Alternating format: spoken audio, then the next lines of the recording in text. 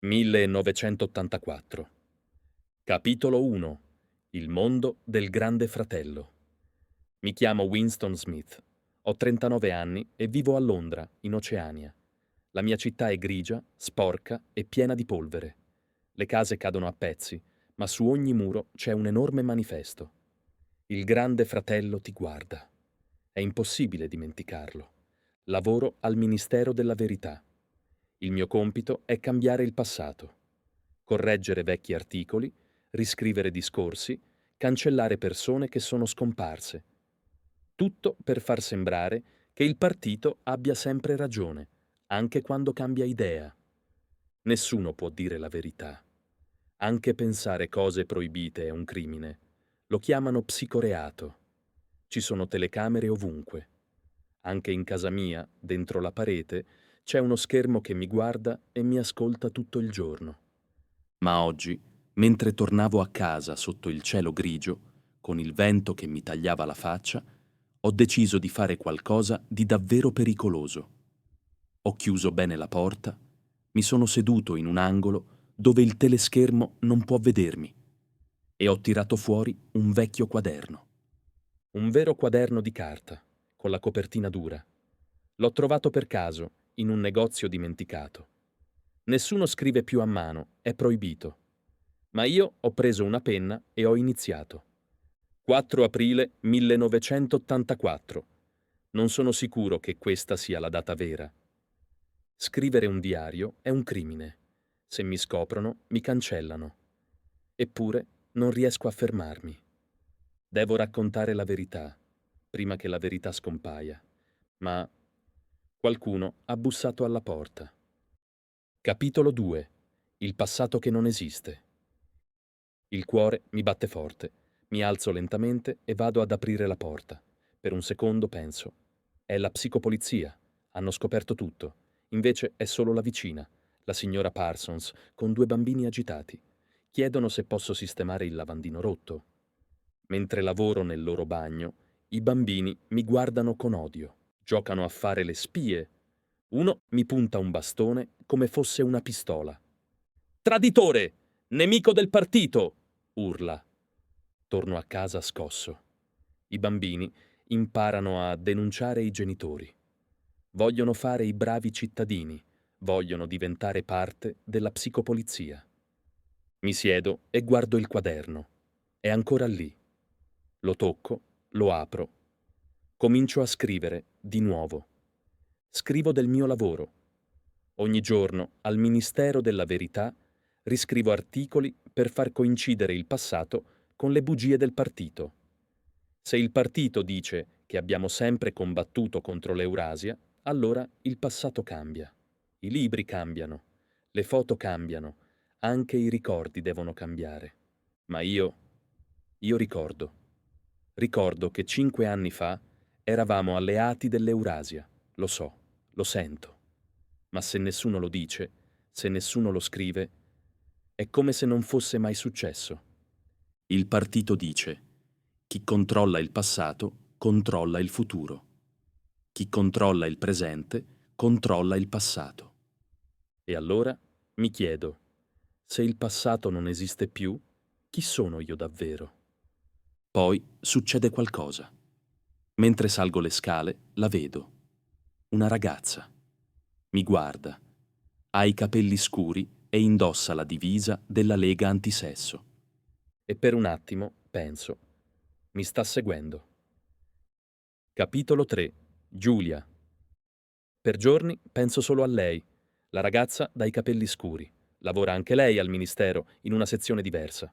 Non so niente di lei, ma ho paura. Penso che sia una spia, che mi osservi. Ogni suo sguardo mi mette in allarme.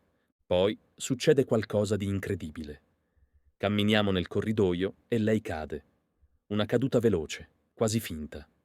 Io mi avvicino per aiutarla e lei mi porge un pezzo di carta. Lo fa senza guardarmi, poi se ne va. Apro la mano. Il biglietto dice solo una frase: ti amo. Il cuore mi esplode. È impossibile, è pericoloso, ma è reale. Ci incontriamo di nascosto, tra la folla, nei vicoli. Parliamo piano, senza guardarci troppo.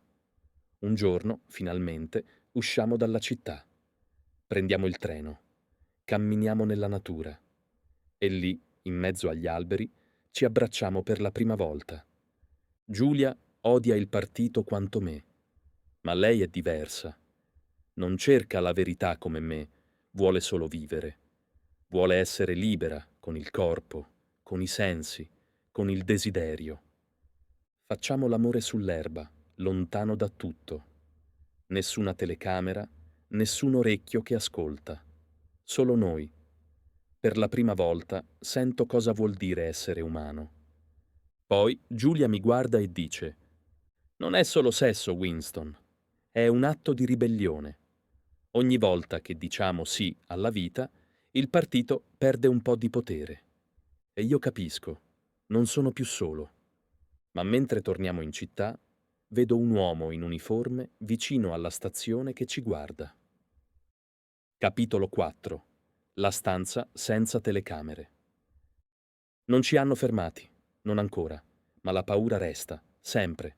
Ogni volta che io e Giulia ci vediamo è un rischio. Usciamo a orari strani, cambiamo percorsi, fingiamo di non conoscerci. Viviamo nell'ombra. Poi trovo un posto, una stanza sopra un vecchio negozio in un quartiere dimenticato. Il padrone, il signor Charrington, è gentile. Dice che posso affittarla. Non ci sono telecamere.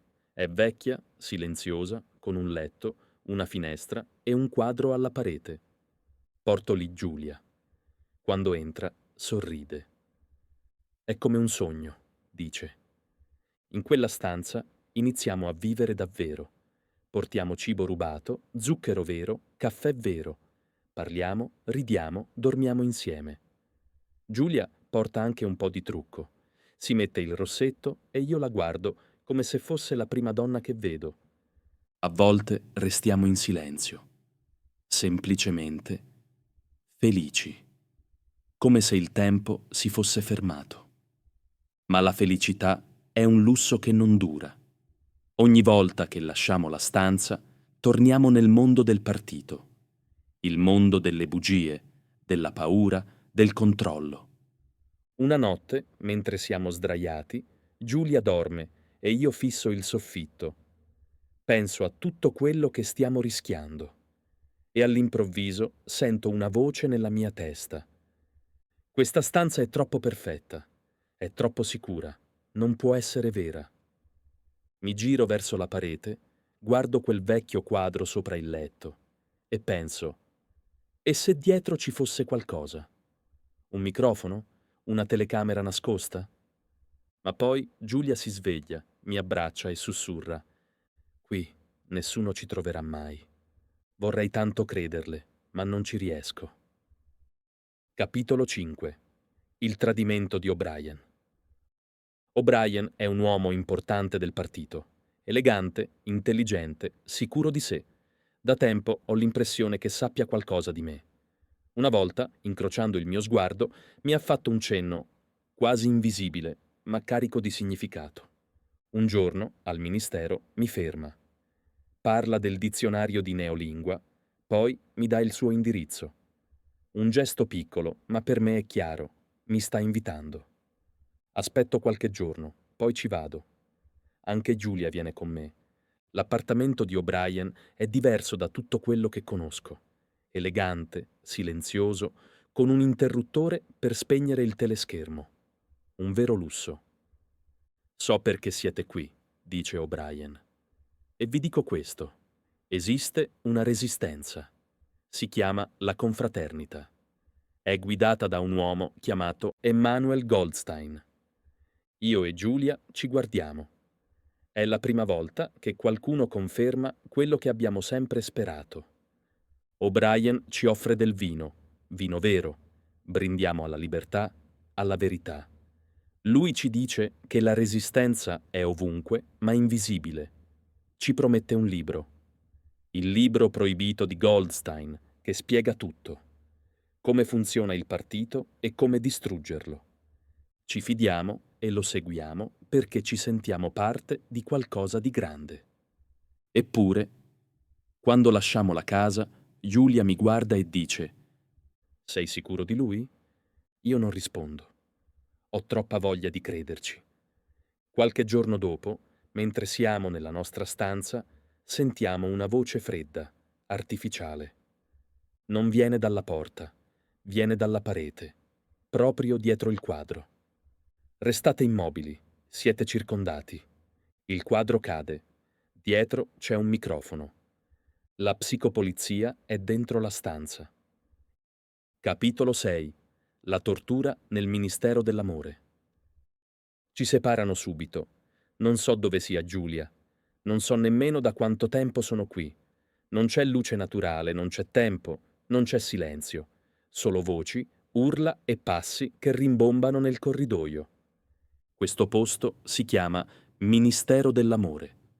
Ma qui non esiste amore, solo dolore. Mi interrogano, mi picchiano, mi fanno domande senza senso. Vogliono che confessi tutto, anche quello che non ho fatto.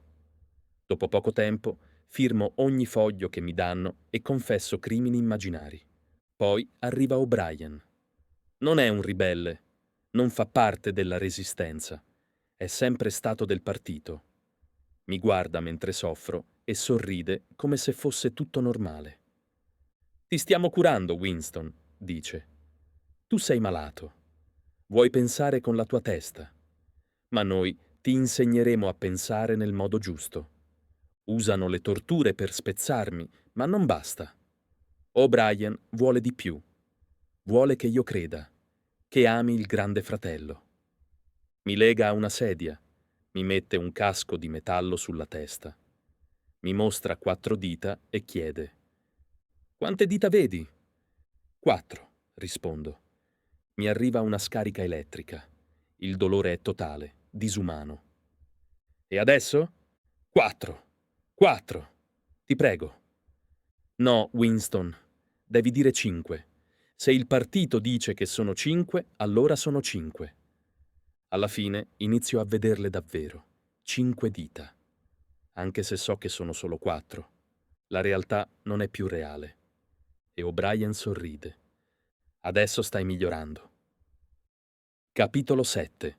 La stanza 101. Pensavo che il peggio fosse passato, che il dolore fisico fosse il limite, ma mi sbagliavo. O'Brien mi dice: «Sei arrivato alla fine, Winston. Adesso viene la stanza 101». Io tremo. Tutti la temono, ma nessuno sa cosa c'è dentro. Solo una cosa è certa. Lì dentro ti fanno affrontare la tua paura più grande. Mi portano nel corridoio. Le pareti sono fredde, l'aria pesante e mi sento vuoto. Dentro la stanza O'Brien mi guarda con calma. Sul tavolo c'è una gabbia di metallo. Dentro 2 ratti enormi. I loro occhi brillano, i denti bianchi, affilati. Tu hai paura dei ratti, vero? Una fobia antica, profonda. Mi legano alla sedia. Avvicinano la gabbia al mio volto. Il terrore mi paralizza. Non riesco a gridare, non riesco a respirare. I ratti ti mangeranno il viso se non dici quello che vogliamo, dice O'Brien. E allora succede. Dentro di me qualcosa si spezza. Il pensiero più orribile diventa la mia salvezza. No, fatelo a Giulia! A lei! Non a me! Non a me! Le parole escono da sole, l'ultimo frammento di amore, di lealtà, distrutto.